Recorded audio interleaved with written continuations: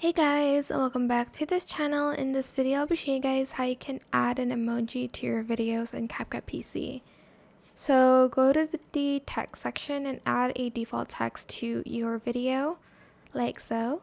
And you can either copy and paste the emojis from like an emoji website, or you can go to your keyboard, depending on what like device you're using.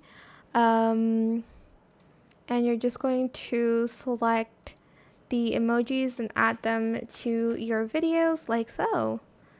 And it's as simple as that. You just need to add it to the text section of the video editor. But that is it for this video. I hope it was helpful for you guys. Don't forget to like, comment, share, and also subscribe to this channel if you haven't done that already.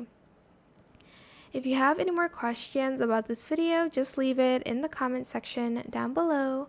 I will try my best to answer them all for you guys.